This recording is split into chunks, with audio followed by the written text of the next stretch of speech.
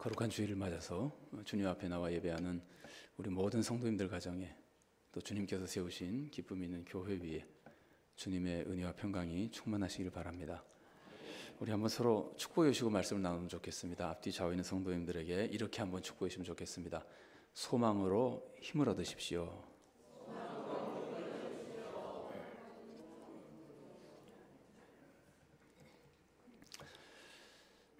여러분, 믿음, 소망, 사랑은 항상 있을 것인데 라는 성경 말씀이 있기 때문에 우리는 믿음, 소망, 사랑이 다 중요하다고 생각하는데, 우리가 일반적으로 생각할 때 믿음, 소망, 사랑 중에 소망이 좀 빠지는 것 같지 않아요? 믿음이 있어야 구원받잖아요. 그러니까 모든 인류에게, 믿기 전에 모든 인류에게 믿음만큼 중요한 건 없습니다. 일단 믿고 나면은 하나님의 뜻이 사랑이잖아요. 제일 큰 계명이 뭡니까? 그러니까 하나님을 사랑하고 이웃을 사랑하라. 또 로마서 13장 같은 데서는 사랑은 율법의 완성이니라. 우리는 사랑의 삶을 살아야 됩니다. 사랑, 또 믿음, 소망, 사랑 중에 제일은 사랑이라 그럽니다. 그러다 보니까 일단 믿고 나면 사랑이 제일 중요하잖아요. 믿기 전에는 믿음이 제일 중요하고, 믿은 다음에 사랑이 제일 중요하고, 소망은 언제 중요할까요? 그래서 우리는 막연하게 소망이 얼마만큼 중요한 거에 대해서 잘 이해하지 못할 때가 있습니다. 믿음과 사랑은 항상 얘기하는데, 소망도 얘기는 하지만 믿음, 사랑에 비하면 약간 떨어지는 것 같은 생각이 들 때가 있습니다. 사실 저도 그랬습니다. 저도 신학교 다닐 때만 해도, 이제 교육 전도사 할 때죠, 청년들을 지도하고 그러면서 믿음과 사랑에 대해서 강조하고, 정말 부끄러운 일이지만 소망보다 소명을 강조했어요. 우리가 하나님의 소명을 이루어드려야 된다. 그런데 신앙생활을 해나가면서 우리 주님의 은혜를 받을수록 소망이 얼마나 중요한지를 알게 됐습니다. 우리가 어느 것이 더 중요하다고 함부로 말할 수는 없으나, 믿음과 소망과 사랑은 거의 같이 중요한 것 같고, 소망도 믿음 못지않게 중요하고 사랑 못지않게 중요합니다. 왜 그런지 아십니까? 소망이 뭐냐면요, 소망의 내용을 얘기하지 않고 소망이라는 게 어떤 성격을 가지고 있느냐 하면, 소망은 믿음의 내용이에요. 소망이 없으면 믿음 없는 거예요. 소망이라고 하는 것은 믿음의 내용이에요. 여러분 뭐 믿습니까? 예수님을 믿는다. 예수님이 있다는 걸 믿는 거 아니죠. 예수님이 하나님의 아들이라는 걸 믿는 거 아니죠. 그것도 믿지만 진짜 우리가 믿는 것은 예수님이 나를 구원해 주셨다는 걸 믿는 거 아니에요. 예수님은 하나님의 아들인데 나를 구원해 주셔서 내가 예수님 은혜로 구원을 받고 영생을 얻는다. 구원받고 영생 얻는 게 뭐예요? 그게 소망이에요. 여러분, 우리가 믿는 믿음의 내용은 전부 소망입니다. 소망이 아닌 것을 믿는 것은 믿음이라 그러지 않습니다. 제가 아마 첫날 말씀드린 것 같은데, 첫 시간에, 무신론자 믿음이 좋은 사람입니까? 나쁜 사람입니까? 무신론자. 이상한 표현이에요. 무신론자는 믿음이 굉장히 좋아야 무신론자가 될 수 있어요. 자기 신념이 굉장히 강해야 될 수 있어요. 그 점에서는 믿음이 좋지만, 무신론자를 믿음이 있다 그런 사람은 한 사람도 없습니다. 왜냐하면 무신론자가 믿는 것은 소망을 믿는 게 아니기 때문입니다. 무신론자가 신념을 가지고 있으나 신이 없다고 믿으니까 신으로부터 받을 것이 아무것도 없어요. 소망이 없어요. 그래서 무신론자는 우리가 믿음이 없다 그러는 겁니다. 무신론자는 신앙이 없고 그런 점에서 믿음이 없습니다. 다만 신념만 강합니다. 왜 무신론자를 믿음이 없다 그러냐면, 소망을 믿는 게 아니기 때문에 그래요. 소망은 믿음의 내용입니다. 소망이 없으면 믿음도 없는 겁니다. 그리고 그 소망은요, 믿음을 이루어주는 겁니다. 그러니까 소망 자체만 먼저 봅시다. 소망이 믿음의 내용이라고 그러는데, 소망은 믿음이 없으면 소망이 아닙니다. 믿음이 없는 소망을 뭐라 그럴까요? 사람마다 다르게, 저 같은 경우는 망상이라고 합니다. 야, 내가 정말 하나님 나라를 해서 복음을 전해야 되겠다. 아니면 나는 많은 사람들을 구원하는 사람이 될 소망을 가지고 있다고 합시다. 그것이 이루어질 것으로 믿으면 소망이지만, 내가 뭐 많은 사람들을 구원해가지고 뭐 하나님께로 데려가고 혼자 생각만 하고 이루어질 거라고 생각하지 않으면 그냥 망상이에요. 아무것도 안 해요. 그러니까 믿음과 소망은 붙어 있는 거예요. 소망이 없으면 믿음이 아니고, 믿음이 없으면 소망이 아니에요. 예수님도 병 고쳐달라고 소망을 가지고 온 사람들에게, 병이 낫기를 바라면서 온 사람들에게 뭐라고 말씀하셨죠? 내 믿음대로 될지어다. 믿음 없으면 소망도 아니라는 거예요. 아무것도 아니라, 이루어지지 않는다는 거예요. 여러분, 소망은요, 그래서 오늘 우리가 읽은 말씀이 히브리서 11장 1절 2절을 읽었잖아요. 히브리서 11장은 무슨 장이라고 합니까? 믿음장이라 그러죠. 왜 그런데 우리가 소망은 무엇인가를 생각해야 되는데 믿음장을 읽었을까요? 믿음과 소망이 그 같다고 표현할 수는 없고 딱 붙어있기 때문에 그런 거예요. 잘 보세요. 히브리서 11장에 우리가 좋아하는 말씀입니다. 믿음은 바라는 것들의 실상이요. 이 말씀에는 많은 뜻이 들어있습니다. 많은 뜻이 들어있으나 그 중에 하나 우리가 꼭 기억해야 될 또 그 중에 하나가 뭐냐면은 믿음이 바라는 것들의 실상인데 바라는 게 뭡니까? 바라는 게 소망이잖아요. 믿음은 소망의 실상이라는 거예요. 믿음이 실상이라는 게 뭐 여러 가지 의미가 있지만 이런 의미가 있습니다. 현실화 시켜준다는 거예요. 믿음이 소망을 이루어지게 만드는 거예요. 그러니까 우리는 믿음 그러는데 바로 그 믿음이 무엇 때문에 필요하냐면은 소망을 이루기 때문에 필요한 거예요. 예수님이 나를 구원해 주신다고 믿으면 구원의 소망이 이루어지는 거예요.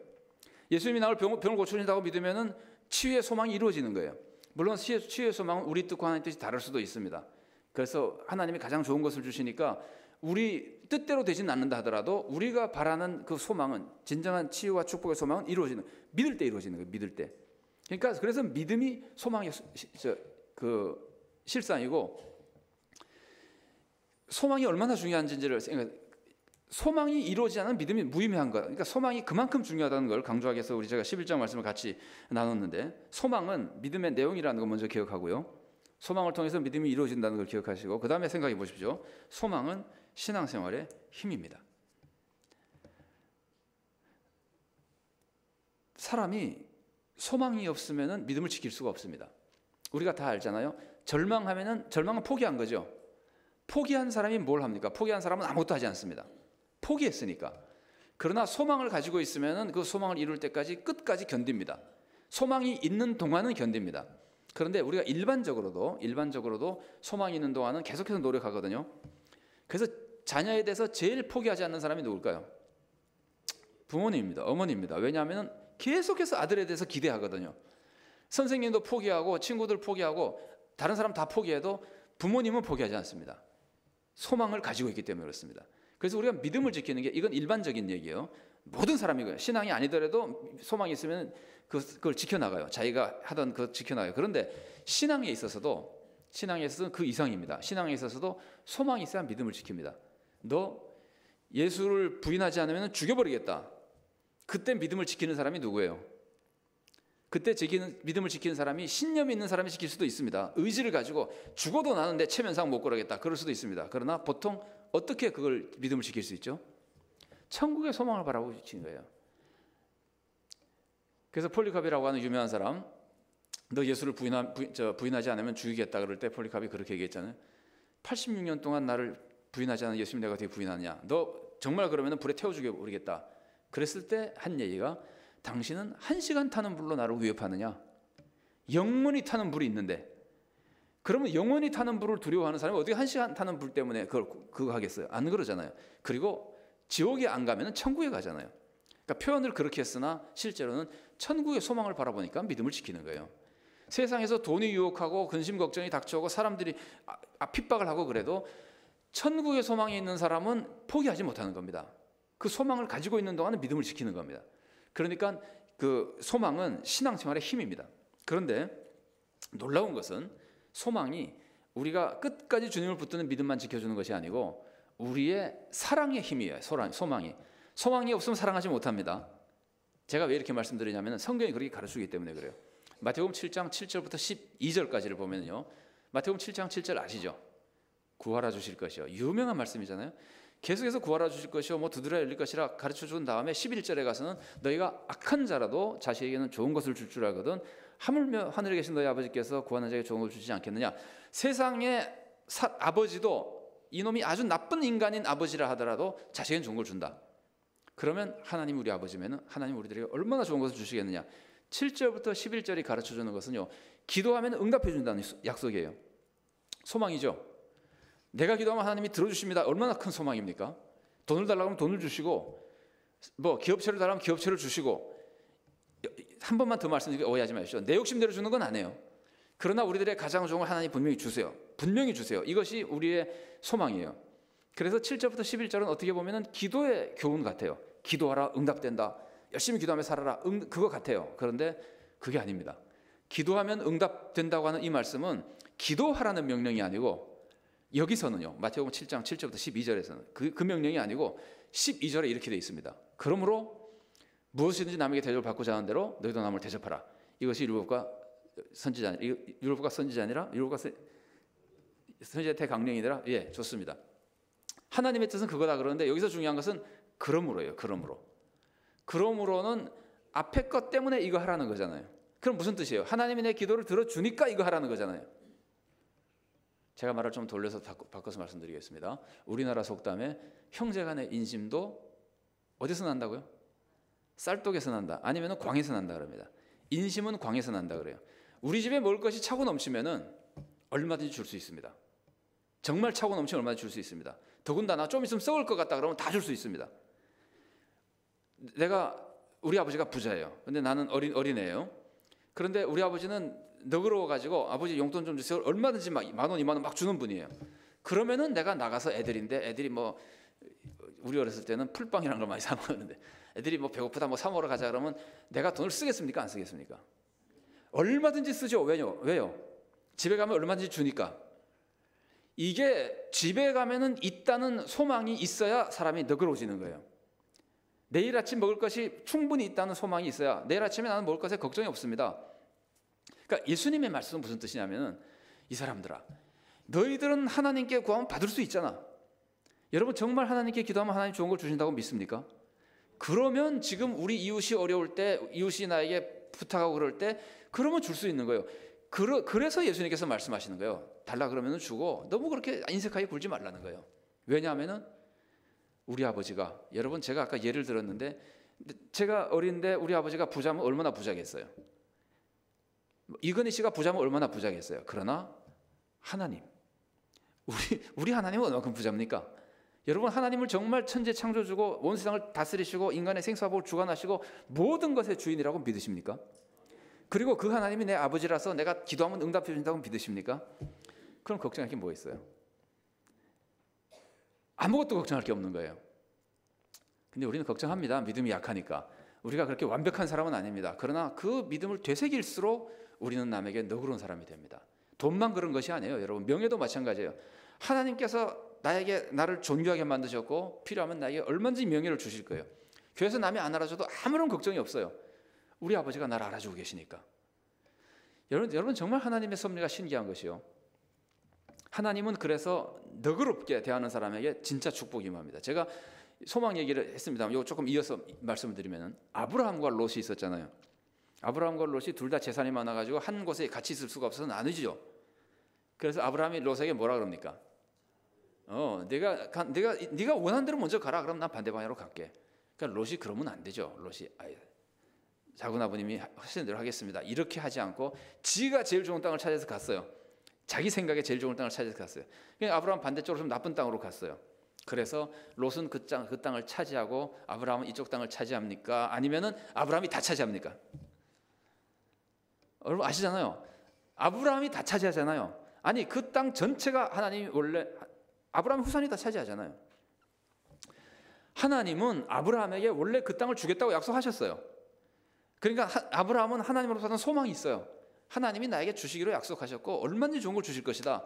그러니까 아브라함은 마음 놓고 롯에게 네가 가고 싶은 대로 가서 좋은 거 다 가져라. 다 양보할 수 있는 거예요. 놀라운 것은 하나님이 아브라함에게 그 땅을 주신 것이 언제 그 땅을 확실하게 주시냐면은 아브라함이 롯에게 양보한 다음에 주십니다. 아브라함이 롯에게 양보하고 롯이 이제 가고 나니까 하나님이 아브라함에게 다시 말씀하십니다. 내가 이 선지를 둘러봐라. 다 둘러봐라. 전부 네 거다. 명예도 마찬가지예요. 여러분 야곱이 장자가 되고 싶었죠. 그래서 야곱이 에서를 막 밟고 그러려고 어떻게 애를 쓰다가 뭐 장자권을 속여서 사고 아버지를 속여서 장자의 축복을 받고 별짓 다 하죠. 그래서 장자가 됩니까? 아닙니다. 피난갑니다. 그거 해가지고 장자 되는 거 아니에요. 그거 해가지고 장자 되는 게 아니라 근데 피난가요. 목숨만 걸음만 하살이라 도망가 버려요. 에서가 죽이려고 그러니까 피난 갔다가 거기서 이제 죽도록 고생합니다. 야곱이 하나님의 복은 받지만 많이 고생합니다. 그것은 하나님께서 야곱을 훈련시키시는 겁니다. 너 그렇게 사기치면 안 된다. 훈련시키시는. 야곱이 돌아오죠. 돌아와서 또 다시 에서를 누르는 게 아니라 돌아와서 에서를 만날 때 뭐 어떻게 합니까? 내가 이것도 좀 아부성이고 좀 사기성이에요. 내가 형님의 얼굴을 보니 누구 얼굴을 보는 것 같다고요? 하나님의 얼굴을 보는 것 같습니다. 그러니까 전에는 그렇게 자기가 누르려고 하던 형을 높여주잖아요.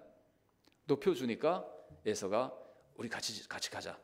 그리고 우리 같이 있기가 힘드니까 나는 다른 데로 가겠다. 세일산으로 가버리고 그 땅을 야곱이 차지합니다. 야곱이 그 땅을 차지하는 것은 야곱이 아버지를 속이고 형을 속여서 차지하는 게 아니에요. 그 땅은 원래 하나님이 주기로 약속하셨어요.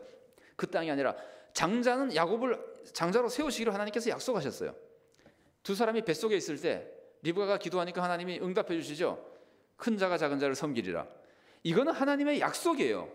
하나님의 축복이에요. 언젠가 이루어질 거예요. 그런데 언제 이루어지느냐 하면은 상대방의 걸 뺏으려고 할 때 이루어지는 것이 아니라 하나님만 믿고 하나님이 이렇게 나에게 은혜 베푸신 걸 야곱이 깨달으니까 하나님에 대한 신뢰가 생겼을 거예요. 어쩌면 욕심도 없어졌을 거예요. 내가 형을 높여주는 게 당연하다. 하나님의 뜻이다. 높여주니까 하나님이 약속했던 그 축복이 임하는 겁니다. 그래서 소망이라고 하는 것은 우리를 사랑할 수 있게 만들고 사랑하기 때문에 이루어지는 겁니다. 여러분 아무리 여러분에게 소망을 주셔도 사랑하지 않고 욕심 부리면 소망이 안 이루어집니다. 예를 들어서 내가 영생을 얻도록 약속받았지만 영생의 소망이 있지만 하나님께서 영생의 소망이 있는 자들은 행위가 있어야 되고 바른 믿음이어야 되고 사랑하며 살아야 된다 그러잖아요. 그런데 영생의 소망은 있는데 이웃을 사랑하지 않고 착취하고 도둑질하고 나쁜 짓 다 하면은 천국 갑니까? 영생 받습니까? 그거는 죽은 믿음이기 때문에 영생 못 받아요. 그러니까 이 소망이라고 하는 것은 믿음도 이루어주고 또 믿음 자체가 소망이고 그리고 그 소망이 우리를 사랑하게 만들어주고 우리의 진정한 소망 하나님께서 약속하신 모든 축복을 받게 만들어주는 거예요. 소망이 얼마나 중요한지 우리가 좀 공감이 좀 될까요? 원래 잘 아시고 계시겠지만 한번 다시 생각하면서 소망의 중요성을 우리가 알 수 있다면 정말 그 말할 수 없이 우리의 신앙생활 그러니까 소망이 신앙생활에 다 힘을 주는 겁니다. 사랑하는 힘, 소망이 주는 겁니다. 믿음을 지키는 힘, 소망이 주는 겁니다.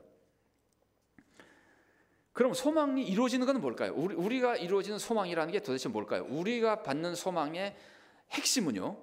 소망의 성격은 믿음의 내용이라면 그 내용이 구체적으로 뭐냐면은 우리가 이루어야 될 하나님이 주신 소망의 중심 아니면 전부는 뭐냐면은 하나님의 자녀가 되는 겁니다. 우리의 소망은 영생 얻는 거 아닙니다. 제가 이상하게 질문해요. 말도 안 되는 얘기지만 질문해 볼게요. 여러분 영생 얻는 것과 하나님 자녀 되는 것 중에 둘 중 하나를 고르라면 뭘 고르시겠어요? 영생은 얻고 하나님의 자녀가 아니다. 그게 좋겠어요? 영생은 얻고 하나님의 자녀가 아니면 무슨 행복이 있습니까? 어떤 사람이 이렇게 신앙 고백했어요. 주님 계신 곳은 지옥도 천국이요 주님이 없으면 천국도 지옥이다. 공감하십니까? 어떤 분이 하신 얘기인데 저는 맞는 말 같아요.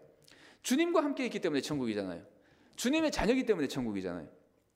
여러분 하나님이 엄청난 세상에서 부귀영화를 주겠다. 그걸 내가 누리게 해줄게.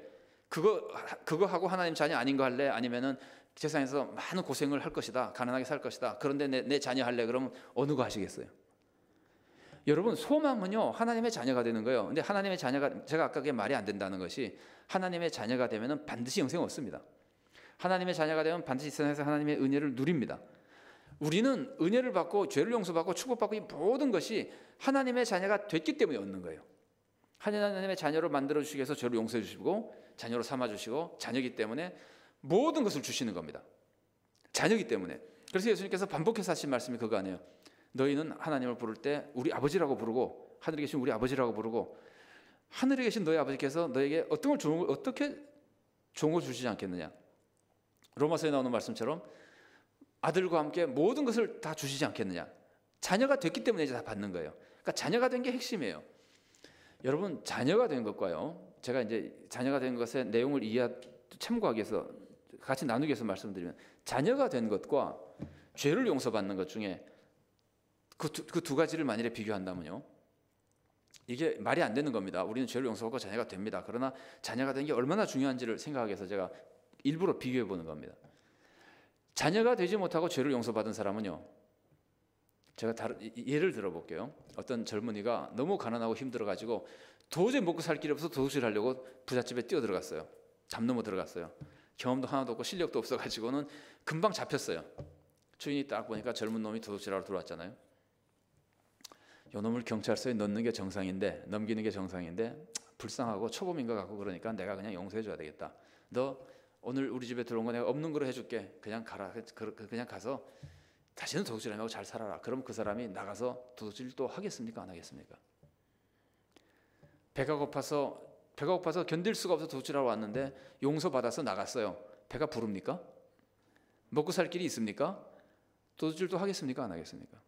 도둑질 할 수밖에 없어요. 용서받는 거는 이런 거, 용서만 받으면 이거밖에 안 돼요. 그런데 이 부자 아저씨가 가만히 보더니 참 불쌍하다. 근데 마침 내가 인정을 좀 베푸고 싶었는데 이놈을 그냥 양자로 삼아가지고 내가 이놈을 좀 좋은 사람으로 키워봐야 되겠다. 그리고 양자로 삼았어요. 그럼 도둑질도 하겠습니까? 그때부터는 모든 것이 피는 거예요.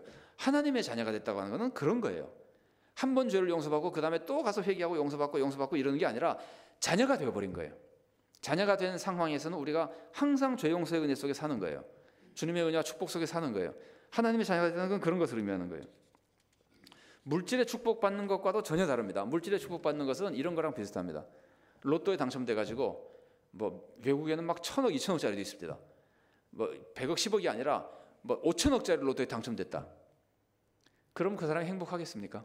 여러분 그 복권에 당첨된 사람 중에 어떤 분들은 뭐 대부분이 망한다 그러는데 그건 아닌 것 같고 지난번에 한번 뉴스 누가 통계를 내본 모양인데 거의 반 정도가 망한답니다. 더 재물로도 더 불행해진답니다. 그거 가지고 허랑방탕하게 쓰다가 더 비참해. 몇 년 만에 그냥 신문에 가끔 나잖아요. 몇 년 만에 더 비참해지거든요. 돈은 아무리 많이 받아도 사라져 버리는 것이고 잘못 쓰면은 오히려 더 해가 되는 거예요. 그런데 우리 부모님이 훌륭하신 분이다. 언제든지 나를 도와줄 수 있는 분이고 뭐 돈 얘기하자면 우리 부모님 엄청나게 부자다. 그러면은 로또에 당첨되는 것보다 훨씬 안전한 거잖아요. 걱정이 없는 거잖아요. 이거는요. 하나님의 자녀가 된다는 건 그런 걸 의미하는 겁니다. 그런데요. 우리의 구원은 하나님의 자녀가 돼서 지금부터 자녀가 된 순간부터 항상 하나님의 은혜 속에 사는 겁니다. 죄를 지어도 하나님 사랑으로 용서해 주시고 또 그 다음에 잘 되기 위해서 하나님이 이렇게 어루만져 주시기도 하고 혹은 바로 잡아 주시기도 하고 그리고 영생은 보장되어 있는 것이고 하나님의 자녀니까 이제 영원히 하나님의 자녀로 지금부터 영원히 하나님의 자녀로 모든 은혜를 누리는 겁니다. 그런데 하나님의 자녀가 되면 어떻게 되느냐면요. 하나님의 자녀가 되면은 사람이 바뀝니다. 하나님의 자녀가 되면 사람이 바뀝니다. 사람이 바뀌는 그 몇 가지 모습을 생각해 보면은 우선은요. 자존감 때문에 바뀝니다.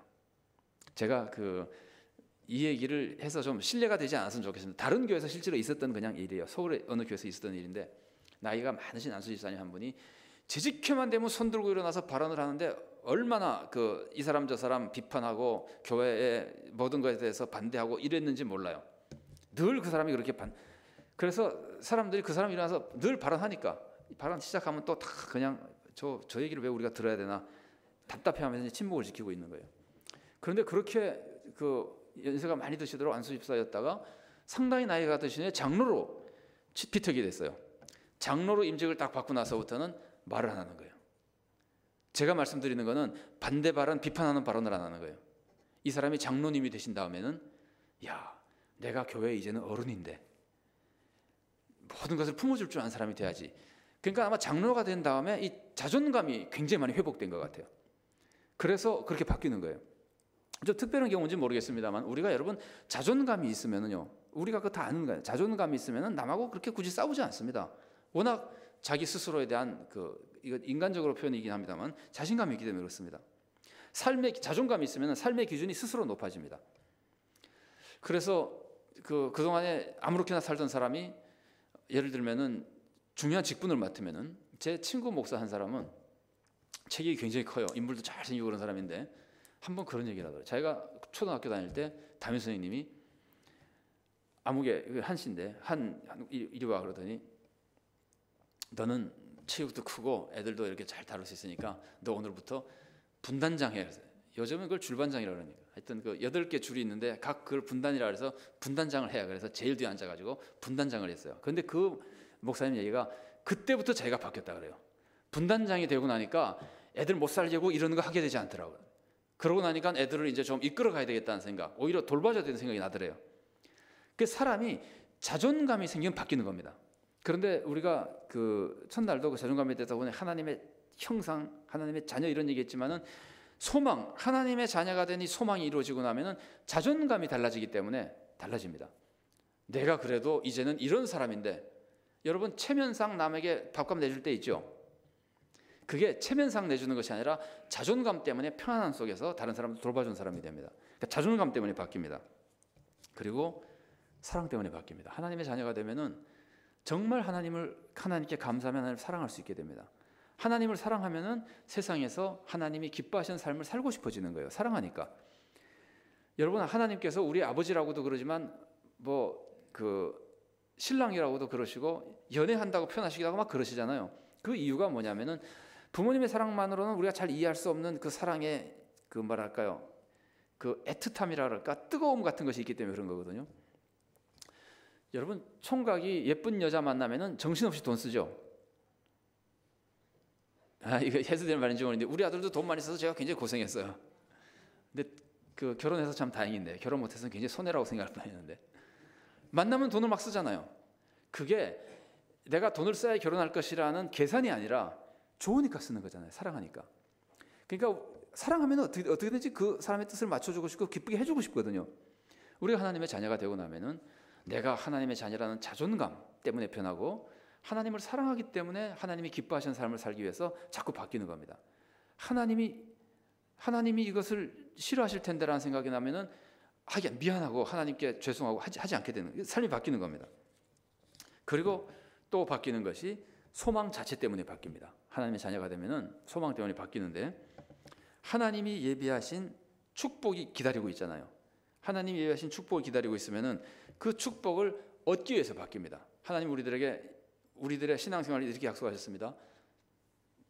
내가 믿음을 지키고 신앙생활을 잘하면은 천국을 주겠다.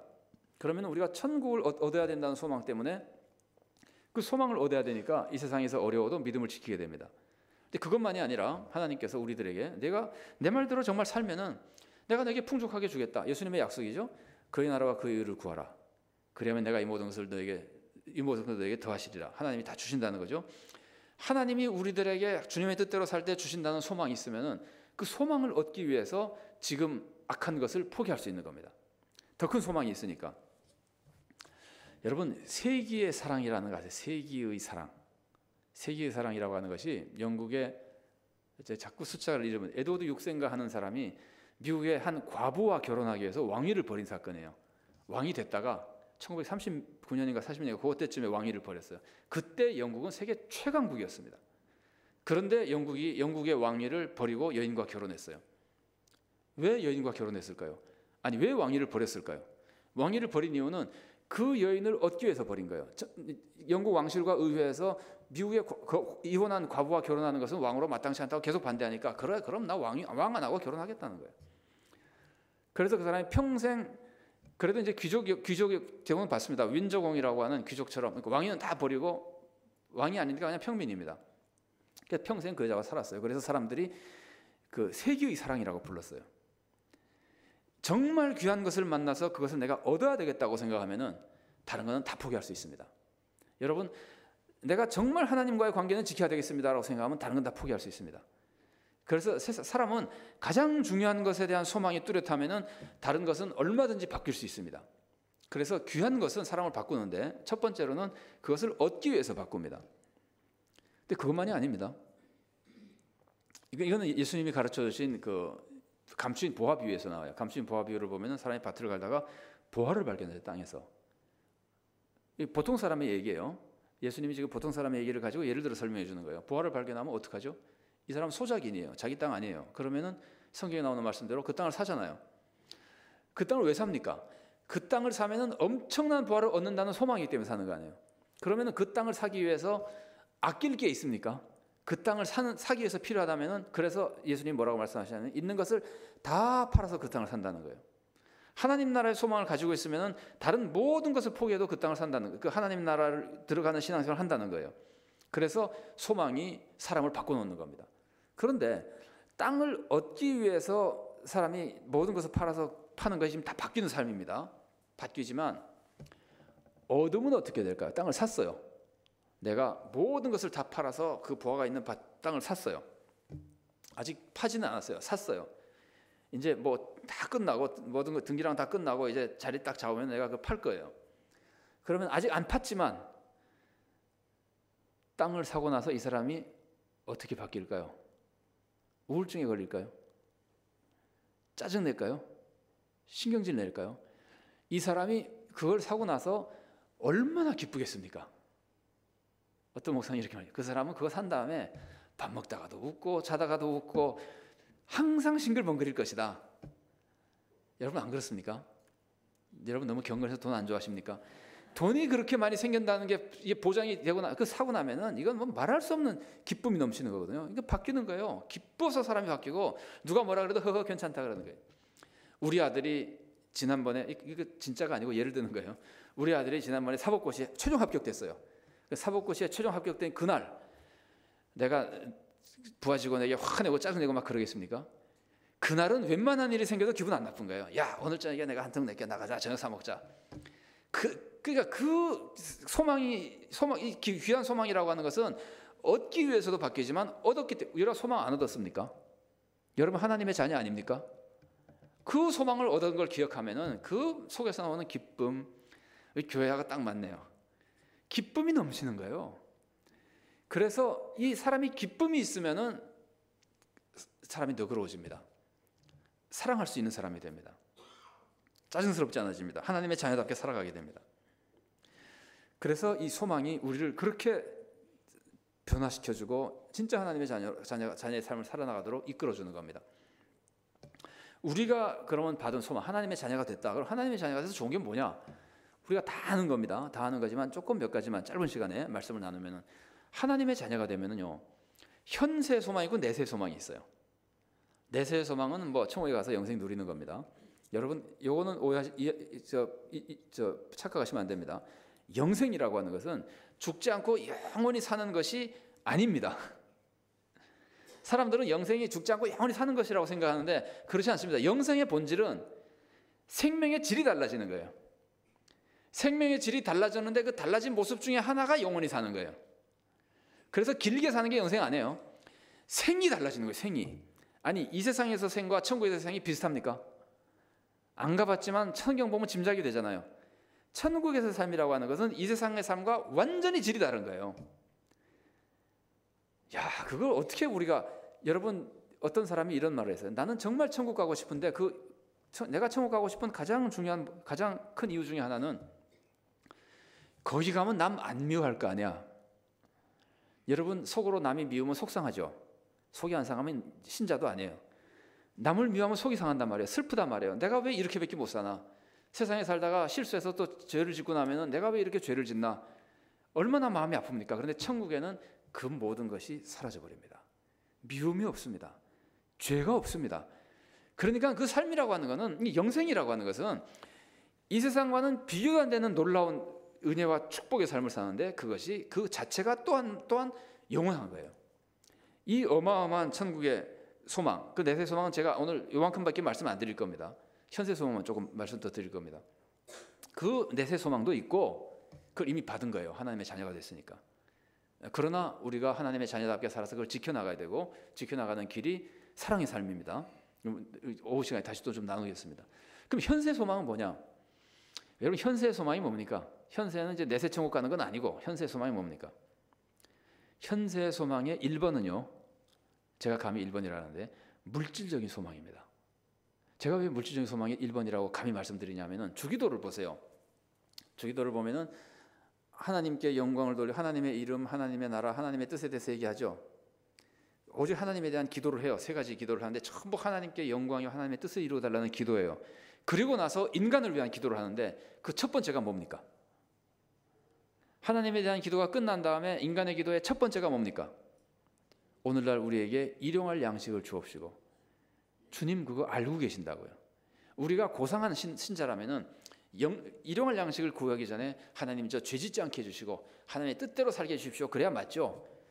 그게 맞아요. 왜냐하면 예수님도 그렇게 가르쳐 주셨잖아요. 먼저 그의 나라와 그 의를 구하라 그랬잖아요. 먹을 거 구하지 말고 그거는 이방인들이나 구하는 것이고 하나님이 다 돌봐줄 테니까 하나님의 나라와 의를 구하라 그랬잖아요. 그게 맞아요. 그런데 이상하게 예수님께서 기도를 가르쳐 주실 때는 일용할 양식이 달라는 기도를 먼저 가르쳐 주셨어요. 우리가 일용할 양식이 항상 필요하다는 걸 주님이 알고 계신다는 걸 알려주기 위해서요. 그러니까 우리의 현세 소망 중에는요. 영적인 은혜를 받는 것이 더 중요합니다. 사실은 더 중요하지만 우리가 예수 믿기 시작하면서부터 영적인 거 찾는 사람이 어디 있습니까? 예수를 믿기 시작할 때는 다 세상에서 도움 받으려고 병 고치려고 예수님을 따라온 사람들도 다 그랬잖아요. 병 고치려고 나오고 어려우니까 나오고 그래서 주님께서는 덜 중요하지만 영적인 것보다 물질적인 것이 덜 중요합니다. 영적인 것이 바로 잡혀 영생까지 얻으니까 물질적인 것은 그것보다 덜 중요합니다. 그럼에도 불구하고 우리들에게 주님께서 기도를 가르쳐 주시며 소망을 주시는 것은 물질적인 거 돌봐주시겠다는 거예요. 아까 구하라 주실 것이요 다 그 물질적인 거 돌봐주시겠다는 거예요. 그래서 우리의 현세의 소망은 하나님께서 우리들을 물질적으로 돌봐주신다는 겁니다. 예수님이 이런 말씀하셨습니다. 무엇을 먹을까 무엇을 마실까 염려하지 말라. 목숨이 음식보다 중하지 않느냐. 무엇을 입을까 염려하지 말라. 몸이 의복보다 중하지 않느냐. 이게 무슨 말씀일까요? 여러분 제가 첫날 말씀드렸는데 하나님의 우리가 오직 믿음으로 받아들여야 될 비논리적인 놀라운 진리들 사이에는 굉장히 논리적으로 연결되어 있다 그랬죠. 이것도 논리적인 말씀입니다. 왜 예수님이 이렇게 말씀하셨냐면은 목숨이 음식보다 중요한 거 맞죠? 그러면은 이게 무슨 뜻이냐면은 목숨 누가 주셨습니까? 하나님이 주셨죠. 그러면은 더 중요한 것을 주신 하나님이 덜 중요한 걸 안 주시겠습니까? 우리 아들이 특별한 재능이 있어요.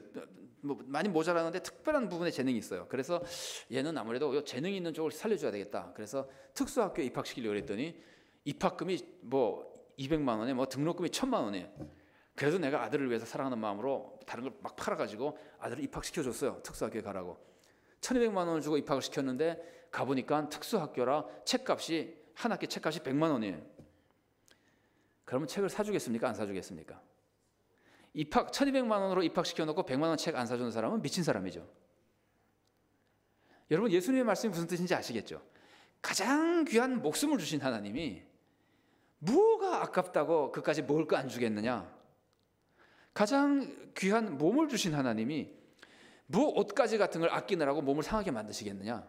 주신다는 거예요. 그래서 예수님께서 말씀하시는 우리가 정말 하나님의 자녀가 되셨으면 하나님은 우리들에게 물질적인 돌봄을 주신다는 겁니다. 그래서 여러분 하나님께 돈 달라고 기도하는 건 절대로 죄가 아닙니다. 예수님이 기도하라 그러셨습니다. 돈 달라고 기도하는 건 죄가 아닌데 그 마음이 하나님 저 돈 주시면 저 나쁜 짓 할 거예요 라는 마음으로 기도하면 나쁜 기도예요. 하나님 돈을 주십시오. 제가 너무 힘들어서 이 평강이 없습니다. 좋은 기도예요. 하나님 돈 좀 주십시오. 제가 해야 될 일이 많은데 돈이 없어서 못하고 있습니다. 좋은 기도예요. 하나님 돈 좀 주십시오. 제가 좀 화랑방탕하게 써야 되겠습니다. 그러면 나쁜 기도예요. 돈 달라는 기도는 나쁜 기도가 아니에요. 의도와 동기가 중요한 거예요. 하나님은 돌봐주시기로 작정하고 계시고 그렇게 기도하라고 가르쳐 주셨어요. 하나님 우리들에게 물질적으로 돌봐주십니다. 예수님도 오셔서 영적으로 말씀으로 구원해 주시고 영적인 은혜를 베풀어 주셨지만 물질적으로도 굉장히 많이 도와주셨습니다. 잘 아시죠? 예수님이 병을 얼마나 많이 고쳐주셨고 예수님이 오병이어의 기적 여러분 물로 포도주 만든 사건 가만히 보면은 그거 물질로 도와주신 거예요. 포도주가 남았죠. 그 남은 포도주가 어떤 가치가 있을 것 같습니까? 그 포도주가 지금 최상급 포도주잖아요. 그 남은 포도주를 팔면 어떻게 될까요? 이 신혼부부 아마 집 살 거예요. 이거는 우리끼리 그냥 제가 재미로 얘기하는 거지만은 물질적인 축복을 주신 거예요. 여러분 병 고쳐준 거는요. 병 고쳐준 거는 건강의 축복만이 아닙니다. 그 당시 사람들은 90%가 그날 벌어서 그날 먹고 살았습니다. 가장이 병이 들어서 일을 못하면은 며칠 내로 그 집안 사람들은 거지가 됩니다. 구걸해서 먹고 살아야 됩니다. 그런데 병이 나면 이 사람이 나가서 일할 수 있잖아요. 경제력이 회복되는 거예요. 병이 낫는 것이 한 사람의 건강 문제가 아니라 한 가정의 경제력이 회복되는 것이고 한 가정의 자존감이 회복되는 거예요. 엄청난 축복입니다. 근데 그걸 예수님께서 계속 베풀어 주시는 거예요. 주님은 우리들에게 물질적인 은혜를 베풀어 주십니다. 그런데 주님은 우리를 돌봐주실 때 이게 우리의 소망입니다. 주님은 나를 물질적으로 돌봐주십니다. 이게 소망인데 돌봐주실 때 주님은 뭉뚱그려서 돌봐주지 않으시고 한 사람 한 사람 돌봐주십니다. 이런 것과 같습니다. 여기 만일 우리가 100명이 같이 있으면은 하나님 우리 정말 가난해서 힘들어 죽겠습니다. 좀 일용할 약속 좀 주십시오. 그러면은 그래 줄게. 그러고 주님께서 300명분 다 줘요. 옷이고 음식이고 물이고 300명은 다 준 다음에 300명분을 준 다음에 자 충분하지? 잘해봐. 나 간다. 그렇게 돌보시지 않습니다. 그렇게 돌보면 어떻게 될까요? 힘 있는 놈이 다 가져가요. 하나님이 지금도 세상에 그런 모습이 많이 있습니다만 하나님이 한 사람 한 사람 돌봐주십니다. 그래서 예수님이 이렇게 가르치셨잖아요. 양이 100마리가 있는데 한 마리가 길을 잃으면 어떻게 한다고요? 그 한 마리를 찾으러 간다는 거예요. 예수님은 한 사람 한 사람에게 관심을 가지고 그 사람을 채워줍니다. 그래서 제가 첫날일 것 같은데 파스칼이 한 유명한 얘기를 소개해드렸습니다. 인간의 마음에는 하나님만으로 채워지는 구덩이가 있다. 하나님이 채워지지 않으면 인간은 항상 허무하고 슬프고 불행하다. 그거는 전도서 3장 11절 말씀을 통해서 한 말이고 맞는 말입니다. 파스칼이 한 말이지만 성경에 있는 내용입니다. 그런데 예수님 말씀을 가만히 보면 이렇게 말씀드릴 수 있어요. 하나님의 마음에는, 아까는 인간의 마음이었는데 하나님의 마음에는 나만이 채울 수 있는 구덩이가 있다. 인간의 마음에는 하나님 이외에 어떤 것으로 채워도 채워지지 않는 구덩이가 있습니다. 그래서 하나님이 오셔야만 채워집니다. 근데 하나님 마음에는 나만이 채울 수 있는 구덩이가 있어요. 인구가 뭐 70억이라면은 뭐 69억 9,900 모든 사람이 하나님의 마음에 다 들어서 구원을 받아도 내가 구원을 받지 않으면 하나님은 섭섭하십니다. 슬프십니다. 이게 이런 양 비유에서도 나오지만 여러분 탕자 비유 보세요. 두 아들이 있다가 한 아들이 집을 떠났잖아요. 이 사람 지금 죄인이에요. 집을 나간 나쁜 사람, 나쁜 아들이에요. 아버지 마음이 편합니까? 그 아들 때문에 슬프죠. 그러면은 아버지가 한 아들 버린 셈 치고 자식 더 낳자. 그래가지고 자식을 더 낳으면은 그래서 뭐 5명을 더 낳아서 다 착한 아들이 되면은 잃어버린 한 아들로 인한 슬픔이 사라집니까? 아이고 5명으로 안 되겠네. 양자 드리자. 그래서 뭐 대한민국 똑똑한 사람 다 긁어모아가지고 양자를 100명이나 들여서 집이 북적북적 되면은 그 잃어버린 한 아들에 대한 슬픔이 사라집니까? 어떻게 사라집니까? 걔가 와야 사라지는 거예요. 하나님의 우리에 대한 사랑은 이런 사랑이에요. 하나님은 우리 한 사람 한 사람을 정말 자녀 하나 잃어버리면 안 되는 것처럼 사랑하시는 거예요. 그 사랑으로 우리의 삶을 돌봐주십니다. 이게 우리의 소망입니다. 물질로 돌봐주시고 영적으로 돌봐주십니다. 물질로 돌봐주시는 것은요, 영적으로 돌봐주는 것 잠깐만 말씀을 더 나누겠습니다. 주일 아침이라 우리가 시간이 좀 많지 않습니다. 하나님은 영적으로 돌봐주시는데 영적으로 돌봐주시는 것은 다시 한번 말씀드리지만 육적으로 돌봐주시는 것보다 훨씬 더 중요합니다. 성경에 이런 말씀이 있죠. 몸은 죽여도 영혼은 능히 죽이지 못하는 자들을 두려워하지 말고 오직 몸과 영혼을 능히 지옥에 멸하실 수 있는 일을 두려워하라. 영적으로 멸망하면 더 큰 일이 나거든요. 영적으로 돌봐주는 게 더 중요합니다. 하나님께서는 영적으로 돌봐주시기 위해서 여러 가지를 하십니다. 말씀을 주시고 이렇게 교회를 이루셔서 교회 안에서 신앙생활을 하게 해주십니다. 교회를 떠나서 신앙생활을 한다는 것은 불가능합니다. 제가 왜 이렇게 말씀드리냐면은 그게 가능하면 하나님이 그렇게 교회를 세우거나 그렇게 애를 안 쓰셨을 거예요. 각자 다 신앙생활 잘해서 천국 가면 되는 거 아니에요. 그게 안 되니까 주님께서는 교회를 세우시고 이렇게 말씀하셨습니다. 내가 이 반석 위에 내 교회를 세우리니 그게 뭡니까? 음부의 권세가 이기지 못하리라. 교회를 세워서 교회가 사탄의 세력을 다 이겨내고 사람들을 구원으로 이끌어가는 기구가 되기 때문에 주님이 그런 방법으로 세우시고 섭리하시고 계시기 때문에 꼭 우리는 교회를 통해서 신앙생활, 교회 안에서 신앙생활을 해야 됩니다. 일시적으로 나는 아파서 교회 못 나오고 뭐 몇 달이나 입원해 있습니다. 그런 것이 중요한 게 아닙니다. 교회를 사랑하고 교회 멤버로 신앙생활을 해야 된다, 그런 뜻이에요. 그래서 하나님께서는 우리를 영적으로 도와주시는 많은 방법이 있는데 교회도 한 가지 방법이고 말씀을 가르치는 것, 물론 교회에서 주로 말씀을 배우죠. 그것도 있고 그렇습니다. 그런데 우리가 좀 기억해야 될 것은 그런 것도 다 중요하지만 잊지 말아야 될 것은 하나님이 징계를 하신다는 거예요.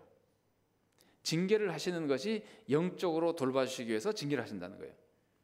왜냐하면은 징계를 하시지 않으면은 이 징계라고 하는 말은 그 순전히 뭐 벌이나 벌이라는 개념과도 비슷하지만 그 히브리서에 나오는 이런 것들은 연단과 굉장히 비슷해요.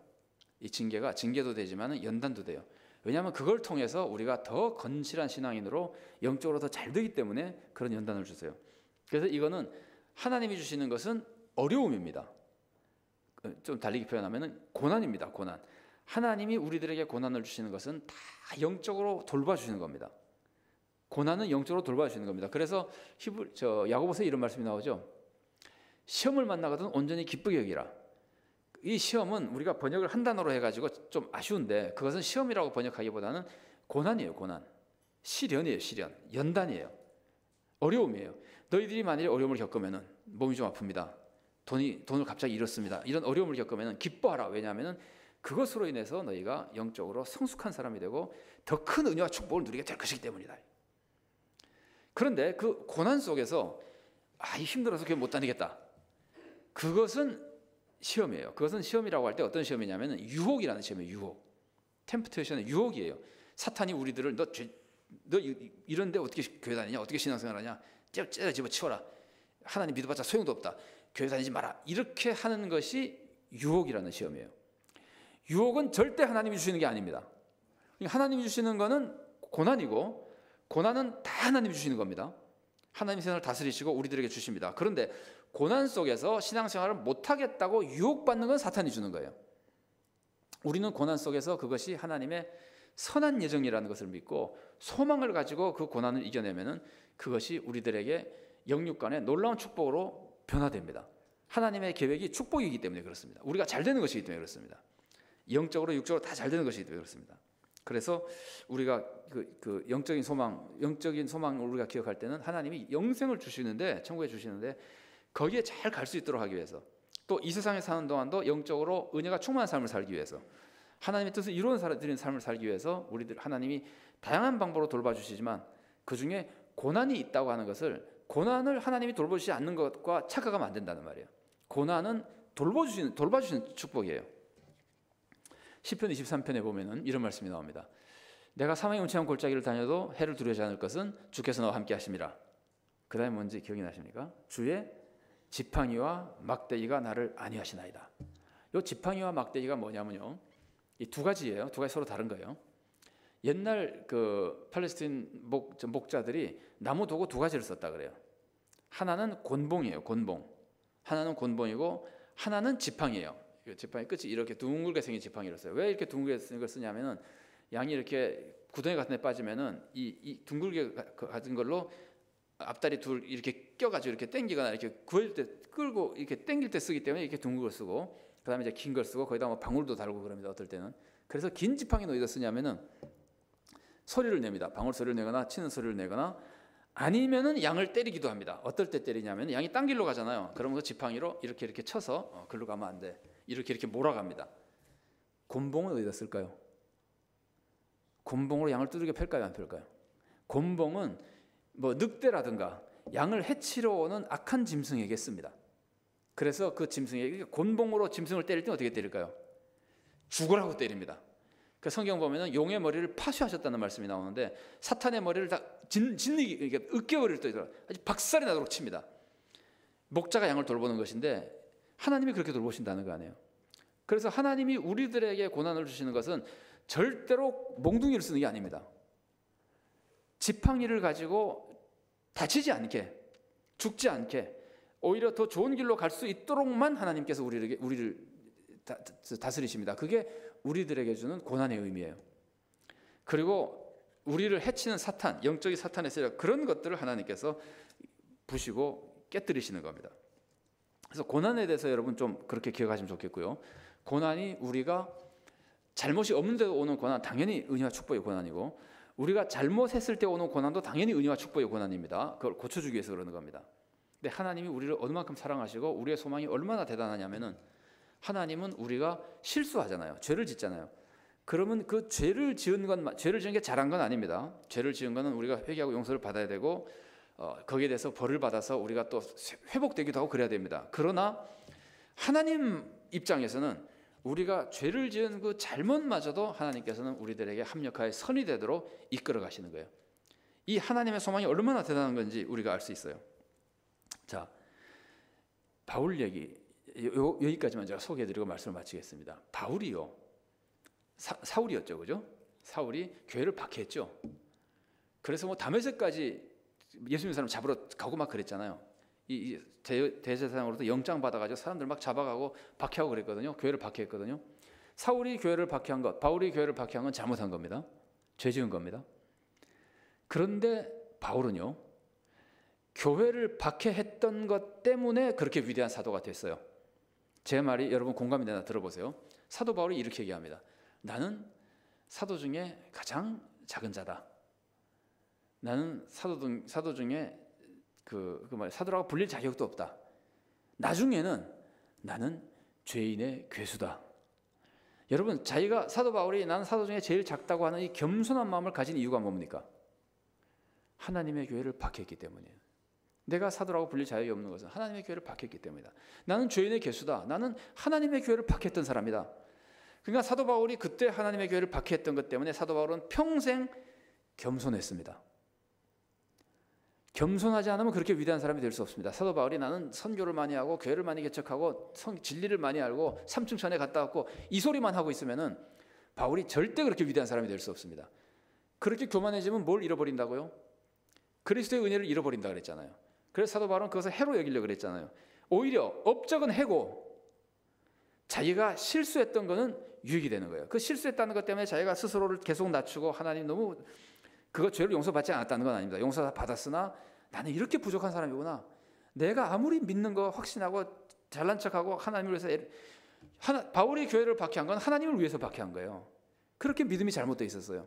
나는 언제든지 잘못될 수 있는 사람이라는 걸 깨닫고 하나님 앞에서 겸손하니까 바울은 항상 하나님의 은혜 속에 살 수 있는 거예요. 그래서 그렇게 위대한 사도가 된 거예요. 하나님의 섭리는 고난이나 심지어 우리가 우리의 부족함 때문에 한 실수마저도 하나님은 선으로 만들어주시고 우리가 물질적으로 영적으로 은혜와 축복을 누리게끔 이끌어 가십니다. 이게 우리들이 하나님을 우리 아버지로 믿고 가지고 있는 소망입니다. 여러분 아무쪼록 믿음과 소망을 절대 분리시키지 말고 이 믿음이 소망이고 소망이 믿음이라는 것을 우리들의 삶 속에 굳건한 믿음, 이 굳건한 믿음은 꼭 소망에서 오는 겁니다. 소망이 클수록 큰 믿음입니다. 소망이 확신을 가질 수 있을수록 큰 믿음입니다. 그러면은 우리의 사랑이 풍성한 사랑이 됩니다. 뜨거운 사랑이 되고 주님께 헌신하고 이웃을 정말 존경하고 존중하고 사랑하는 하나님의 자녀로 살 수 있습니다. 그러면 소망이 더 크게 이루어지는 거죠. 축복이 넘치는 거죠. 그런 은혜가 우리들에게 충만하시기를 바랍니다. 기도하시겠습니다. 하나님 감사합니다. 죄 속에 살다가 비참하게 죽어갈 아무런 소망 없는 우리들을 그리스도의 은혜로 구원하시고 하나님의 자녀가 되게 하시고 천국의 소망, 이 땅에서 주님의 돌보심 속에 사는 소망을 주셔서 감사합니다. 저희들이 어려운 세상에 살지만 언제라도 사탄의 유혹에 빠지지 않고 참된 믿음과 소망으로 이 세상의 모든 어려움을 극복하고 주님께서 주신 소망을 이루어 주님을 기쁘시게 하고 세상을 유익하게 하며 우리들도 은혜와 기쁨과 보람과 행복이 충만한 삶을 살도록 저희들을 이끌어 주시옵소서. 예수님 이름으로 기도드리옵나이다. 아멘.